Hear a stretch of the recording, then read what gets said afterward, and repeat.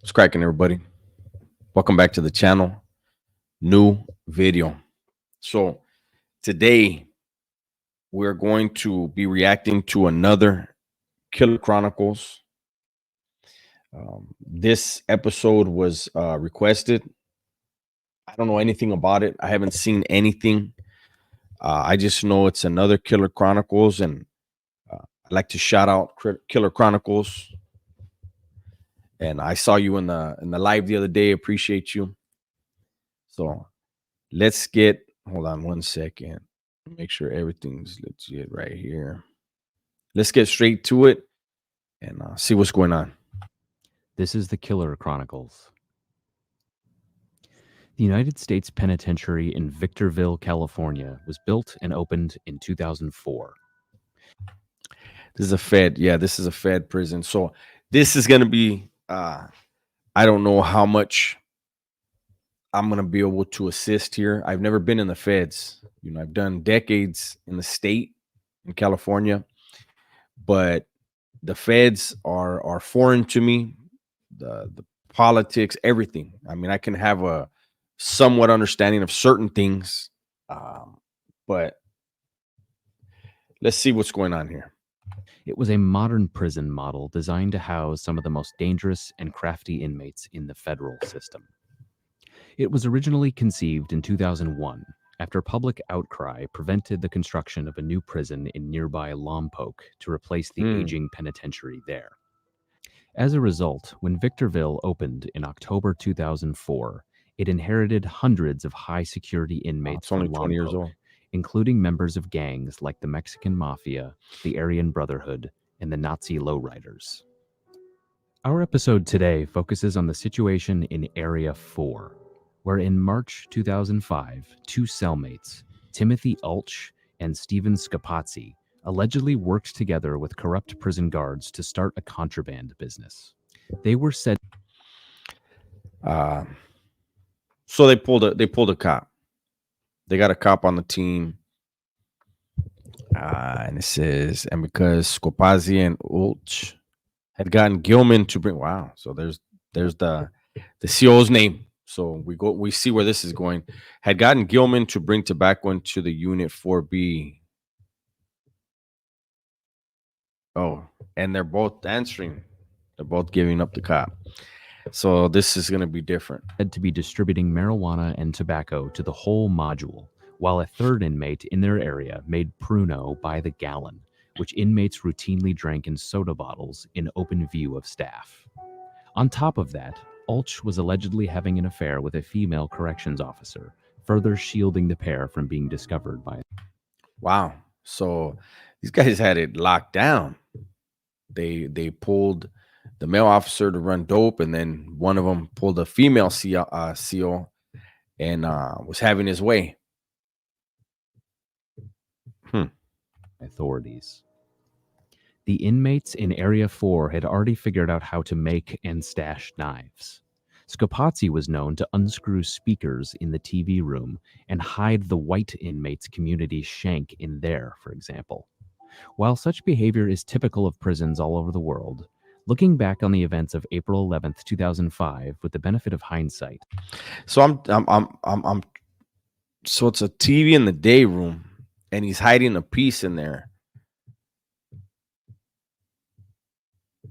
I'm surprised no one else ever tried to get that piece. I don't know. It is clear Area 4 was on the brink of spiraling out of control. On the evening of April 11th, inmates were on an indoor recreation period where they were allowed outside of their cells but not on the outdoor yard. Some were showering, others were ironing their clothes or taking care of other minutiae in their day-to-day lives. Scopazzi, by all accounts, was getting drunk on Pruno and not doing a great job at handling his liquor. Okay. So in the state, I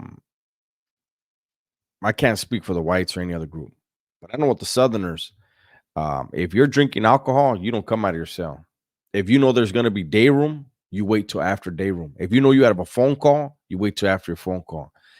And this right here is going to be a lesson to those in why, at least in the state, you drink in your cell and you don't come out.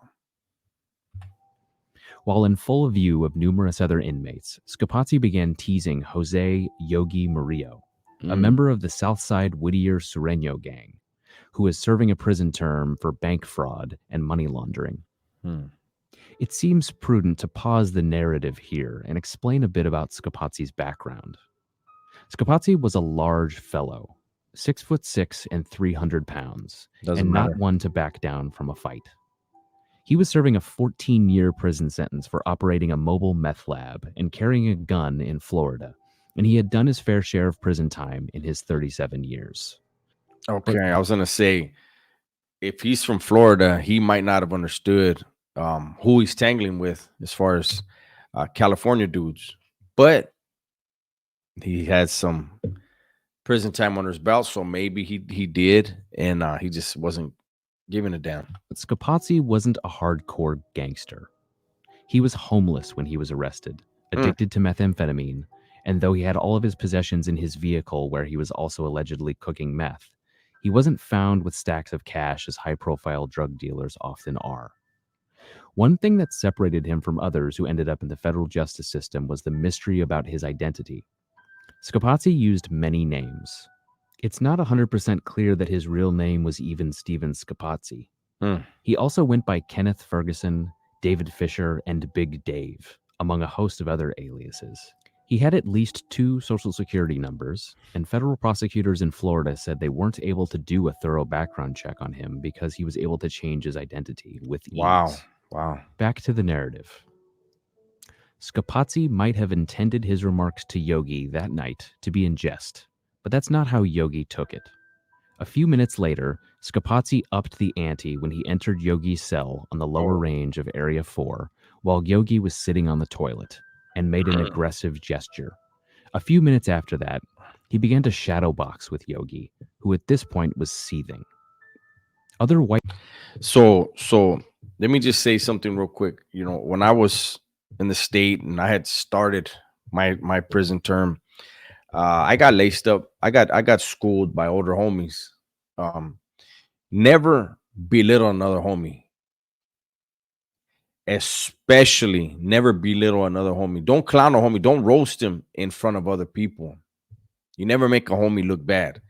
If you're gonna clown with each other, try to do that within earshot only of homies, and even then, probably not even that, because things can get ugly fast when you do that. But you never belittle a homie in front of anyone else.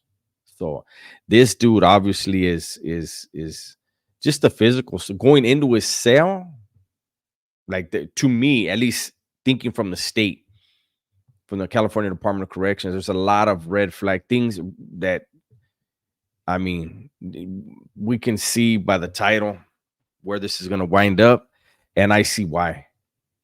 This dude's forcing the Mexican dude to have to react this way. white inmates saw what was going on and began to brace themselves for a possible conflict, due to what one would later call Scopazzi's knucklehead behavior. In the state, the whites would have went over to Scopazzi and told him, "Hey, let me talk to you real quick." And if he wouldn't have listened to him, they would have jumped on him. 9 times out of 10, because it would have been better to deal with Scopazzi than to beef with a different faction, not out of fear, but out of the fact that Scopazzi's acting like he's bigger than the program. He's acting like he can come out drunk and disrespect whoever he wants, and everybody has to have his back. Why? They're not drunk, or if they are, they can handle it. He acted like an idiot, and let's see how it plays out. Scopazzi seemed blissfully unaware of what he was getting himself and his friends into by Wow. openly thumbing his nose at not just Yogi, but the Sureño gang. Some context. While federal inmates can be housed anywhere in the country, judges commonly encourage the Bureau of Prisons to house defendants near their county of conviction, since contact with loved ones is beneficial to rehabilitation in prison. On the flip side, this can create a situation where local gangs in a particular federal prison can beef up their numbers. This could explain why the Sereno presence in Victorville prison was so heavy. Commonly known as the foot soldiers for the Mexican mafia, Sureños have membership estimated around 20,000 in Los Angeles County alone and maintain a presence in every region of California. In addition to being one of the most recognizable gangs in the country, it is also the predominant gang in San Bernardino County, where the FCC Victorville prison complex is located. Inside prison walls, the Mexican mafia and the hundreds of Sereno subsets under its umbrella have a reputation as the last group with whom any incarcerated person should want to find themselves in an open conflict.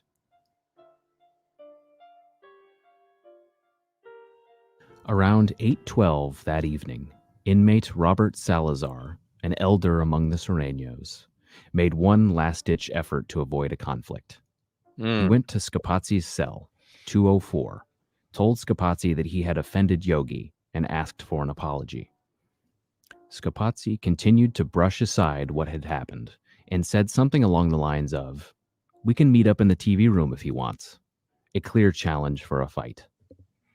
That right there, there's no turning back. The fact that they gave that dude the opportunity to just say, "Hey, Holmes, tell him you apologize. It's all good, Holmes. Everything's everything." Um, they tried, and I've seen this happen a lot of times where Raza from down south. It's not that they could look at another group and just be like, "Hey, Holmes, we could send a crew over there and have our way with them." But like I always say, it's bad for business. So they gave this dude a way out, and had he been sober, I'm sure he would have been like, "You know what? You're right, Holmes. I didn't mean to disrespect the dude." But the fact that he was drinking, his size doesn't matter. He would have to be an idiot to think in prison that being 6 foot whatever and 300 pounds is ever going to intimidate anyone. Um, a knife is always the equalizer in prison. It will break a man down immediately, especially if the guy using it knows where to hit him and what he's doing and is determined. So the fact that he didn't want to apologize for being an idiot is why he's no longer breathing. But let's get to it. Another white inmate tried to step in and tell Salazar that Scopazzi was just joking. "It's all good," He didn't. Salazar reassured them. That's cool. It's cool that somebody, hey, he's just playing. Hey, yeah, but you should have went in there and dealt with it. And like the homie said, hey, don't even trip. It's all good because what has to happen is already in motion now that he said, nah, we can meet up. Not you messing with the dude, went in with Sal. Now you threatening, fuck his feelings. Fuck if he feels disrespected. I don't give a damn. Let's handle it. It's gonna get handled then. That's just the way it is. There's no turning back. As the next few minutes would demonstrate, that wasn't exactly true. After the conversation at cell 204 with Salazar, Yogi and a group of others met at the stairs between the lower and upper tiers at Area 4. They included Oscar Lonely Rodriguez, Alejandro Slow Mujica, Danny Monster Martinez, and Walter Littleman Meneses. All the men were associated with various Los Angeles area cliques of the Sereno gang. The plan was for Lonely, Yogi, and Slow to go inside cell 204 while Monster and Little Man stayed outside and kept watch. As the group was talking, Ulch departed cell 204 to go take a shower, but Scopazzi was not left alone. Two other inmates, Ryan Davis and Wayne Graham, remained in 204 with him.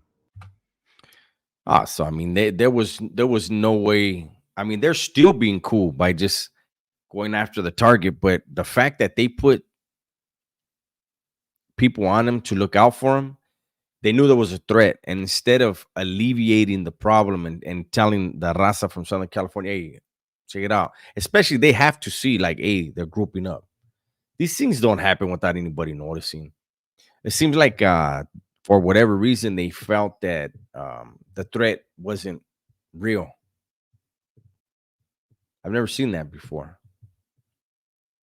I don't care who it is. When things like this start brewing, man, there's knives mandatory coming out. So for them to just say, hey, don't leave him alone, you basically told the other car, hey, we're with it. Everything that came out of his mouth, we're backing that up. That's the way it'll be taken. Davis would later testify as a prosecution witness that when the three Sureños entered the cell, their eyes were hard, their teeth were locked, and their jaws were clenched. "What the fuck's up now, Dave?" Yogi allegedly asked. Then they began to attack, swinging knives at Scopazzi and Graham, both of whom were struck multiple times as they tried to defend themselves. The fight soon spilled out into the range of the upper tier, and that's when Monster and Little Man joined in, punching and kicking both Graham and Scopazzi. The commotion was loud enough for Ulch to catch wind that something was up, and he hurried back to join in the fracas, just in time for the attackers to turn their knives on him. Meanwhile, another Sureño, Victor Mono Rocha, saw what was going on and he too rushed over to help, covering 140 feet in just 3 seconds to join the fight. He grabbed Scopazzi by the ankles from behind and flipped him face forward into the concrete floor. Then he and Monster tried to throw the 300-pound Scopazzi over the railing. In the end, Graham, Scopazzi, and Ulch had all been stabbed. Scopazzi and Ulch required hospitalization. Doctors later determined that Scopazzi had been stabbed in the lung and the liver, causing internal bleeding. Though he was completely alert and appeared to be recovering after the attack, Scopazzi took a turn for the worse 4 days later and was declared brain dead.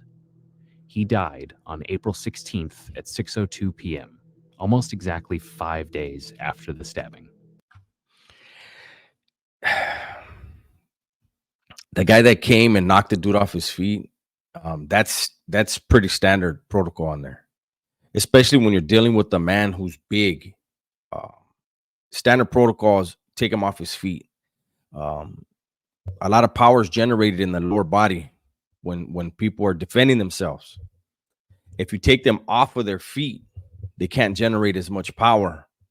And I know normally we would tell people, one of you guys decide if two shooters get sent, you guys decide both you're going to be strapped, both of you use your straps, but one of you, your main focus is get him off his feet and tie his legs up.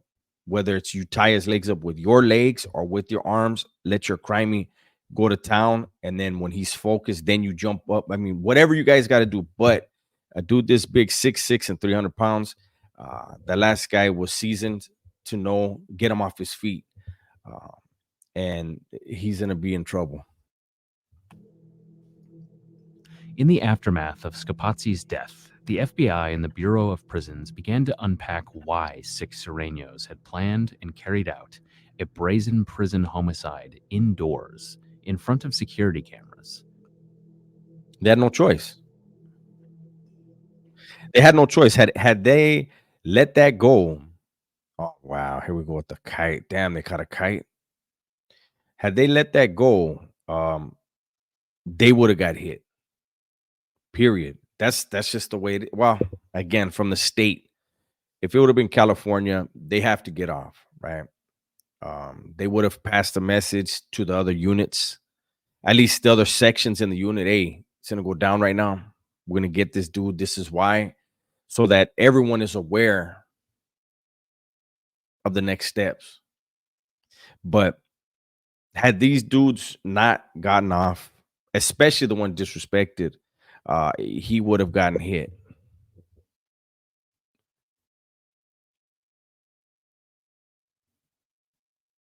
Oh man, I'm reading some of it. Let me see. A prison kite that authorities later intercepted from Yogi to Lonely made the gang motive behind the murder crystal clear. It said, "We know what the fuck happened in the cell. The Vato disrespected the Sir, so fuck him, SA." Hold on. Okay, right here at the top, which camaradas are agüites por lo que pasó? He's asking, so what homies are upset over what happened? So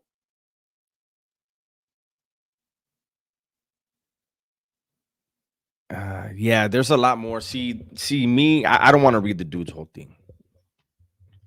Me reading this, there's a lot going on. Uh, I'm gonna read a little bit.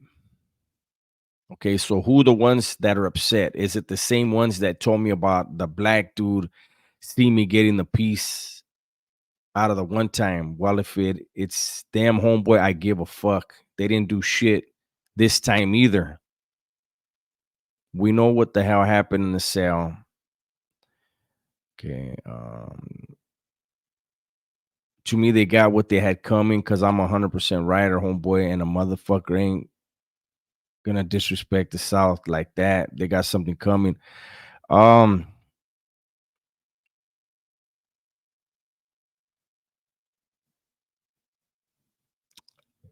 yeah, I don't want to read anymore. There's names and stuff involved. But this dude is in that lifestyle. He's 100% correct. He did exactly what he was supposed to do. And there are sometimes those individuals who, I don't know who's saying whatever they're saying. You know what? I'm going to be careful with what I say. But this dude did what he was supposed to do. According to prison rules, prison politics as a Southerner, he did exactly what he was supposed to do.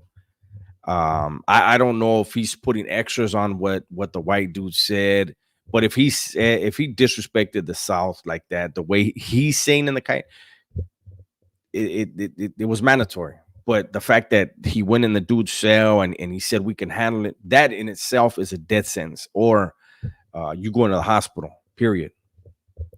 Let's keep going. To me, they got what they had coming, because I'm 100% Ryder homeboy. And a motherfucker that disrespects the sir like that, they got something coming. Fuck the FBI, the 187, and all the scary motherfuckers.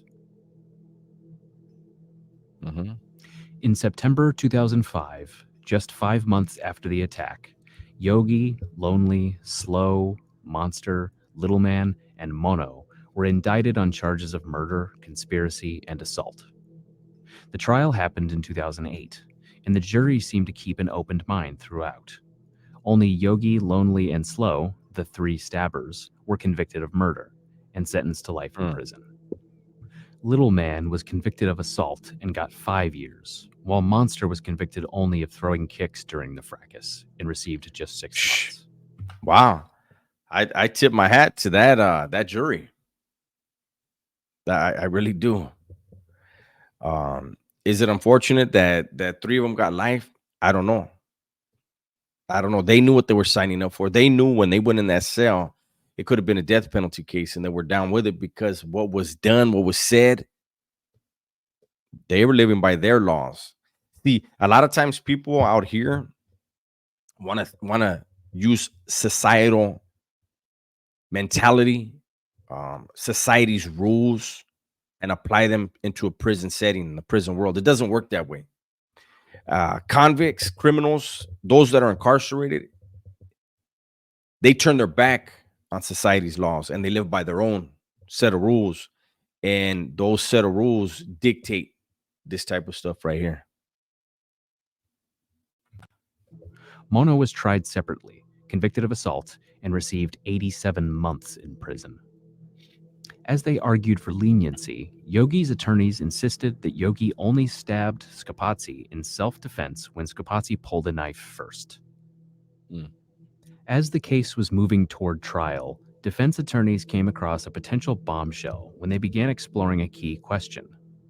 Why did it take 5 days for Scopazzi to die when he appeared to be on track for recovery at first? The defense came up with an Medical. Horrible medical. I bet you it was an infection or something got to him. witness, Chief of Emergency Medicine at UCLA Medical Center, Dr. Marshall T. Morgan, who opined that Scopazzi, quote, would not have died of his injuries had he received minimally competent medical care. Morgan said that doctors at the Victor Valley Hospital failed to monitor Scopazzi's hemoglobin levels or do a CT scan of his abdomen, both of which are standard procedure. In the end, this revelation made no legal difference because the stabbing was still the proximate cause of Scopazzi's death. But it was yet another embarrassment to go along with the corruption among prison staff. And that's where I want to pause for a second. And for those people who like to say, oh, inmates, they get 3 hots. We don't get 3 hots. There's no such thing. You get 2 lukewarms and a cold. Lunch is always a sack lunch. It's never a hot meal. And then they say, and they got the best medical. I've personally seen people go in there. It was obvious something was wrong with their heart. They're gray. They look gray, like concrete, like weird color. And medical's like, you're fine. Go back to your cell. And in the morning, they're pulling a dead body out of the cell. So this is just another example of how great medical is in our correctional facilities, whether they're state or federal. A lot of the doctors that work, not all, but a lot of the doctors that work, especially in California, they've got a lot of stuff filed on them when they were out here in the community and society, and the CDC is willing to pay them $1,200-$1,500 a day to work for them.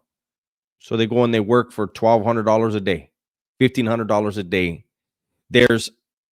I remember in the SHU in Pelican Bay, there was a doctor, a really nice black woman.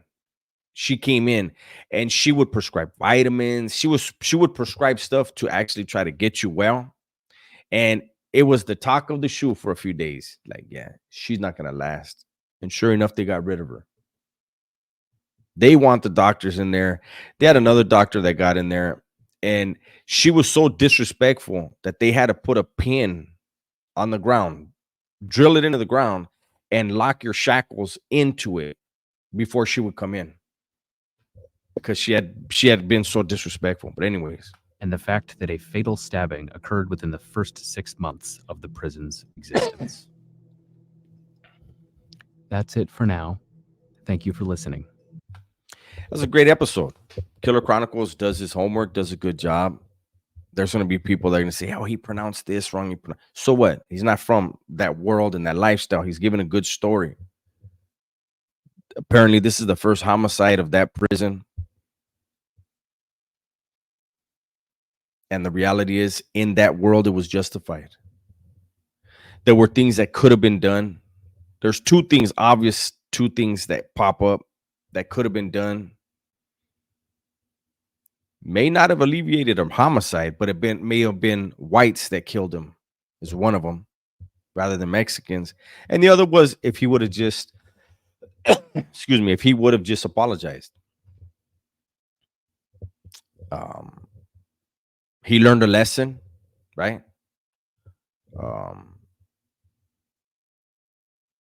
And other people there, things were reinforced. Why there needs to be communication. I've always said war and violence, period, is always the result of a breakdown in communication. You can get in a fight with your neighbor. Why? Because he did something that you didn't like, or you did something he didn't like, and there was a lack of communication to try to smooth that over. Same thing happens in world wars, prison wars. Violence is the direct result of a breakdown in communication or a lack of trust when it comes to communication. I'm not going to go get at this Vato. He's just going to lie to me. Let's just move on him. All right. Because that dude had burned his word and people knew there's no point in talking to him. Right. But anyways, thank you, Killer Chronicles. And once again, that's my video for today. Hopefully you guys enjoy the reaction. Everybody, please be safe, be smart, and tell the ones you love that you love them, right?